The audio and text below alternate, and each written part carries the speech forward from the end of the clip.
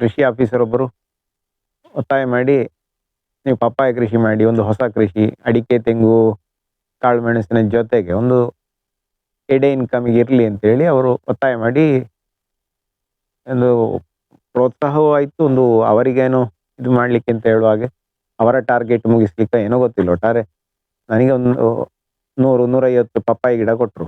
Red lady, Taiwan red lady ಹೇಳಿ. ನವಂಬರಲ್ಲಿ ಕೊಟ್ಟದ್ದು, ಫೆಬ್ರವರಿಗೆ ಆಗುವ ಅದರಲ್ಲಿ ಹೂ ಬಿಡಲಿಕ್ಕೆ ಶುರುವಾಯಿತು, ಕಾಯಿ ಆಯಿತು.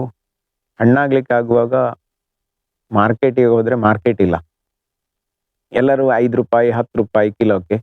ಲಾಸ್ಟಿಗೆ ಹಣ ಕೇಳಲಿಕ್ಕೆ ಹೋದರೆ ಹಣ ನಾಳೆ ಕೊಡ್ತೇನೆ, ನಾಡ್ದು ಕೊಡ್ತೇನೆ ಹೇಳಿ ಹೀಗೆ ಇದು ಮಾಡಲಿಕ್ಕೆ ಶುರು ಮಾಡಿ. ಆಗ ನನಗೆ ಕಂಡಿದ್ದು, ಇದನ್ನು ನಾವೇನು ಇದೇ ಕ್ರಯಕ್ಕೆ ನಾವು ಮಾರಿದ್ರೇನು, ಅವರಿಗಿನ್ನು ಲಾಭ ಮಾಡಿ ಕೊಡುವುದು ಯಾಕೆ? ನಾವೇ ಕೃಷಿಕರು, ನಾವೇ ಕಷ್ಟಪಟ್ಟು ಮಾಡಿದ್ದು, ಇನ್ನು ಮಾರ್ಲಿಕ್ಕೆ ಇದಕ್ಕಿಂತ ದೊಡ್ಡ ಕಷ್ಟ ಇಲ್ಲ ಅಲ್ಲ ಹೇಳಿ ನಮ್ಮ ವೃತ್ತಿಯನ್ನು, ನಮ್ಮ ಸ್ವಾಭಿಮಾನವನ್ನೆಲ್ಲ ಸ್ವಲ್ಪ ಸೈಡ್ಗಿಟ್ಟು ನಾನೇ ಒಂದು ದಿವಸ ಸ್ಕೂಟ್ರಲ್ಲಿ ಗೋಣಿಯಲ್ಲಿ ತುಂಬಿಸಿ ತಗೊಂಡೋದು. ತ್ರಾಸು ಇಲ್ಲ, ಮಾರ್ಲಿಕ್ಕೆ ಲಕ್ಕೋಟೆಯಲ್ಲಿ ಕೊಂಡೋಗಿ ಕೊಡ್ಲಿಕ್ಕೆ ಅವರಿಗೆ ಕ್ಯಾರಿ ಬ್ಯಾಗ್ ಯಾವುದೂ ಇಲ್ಲ.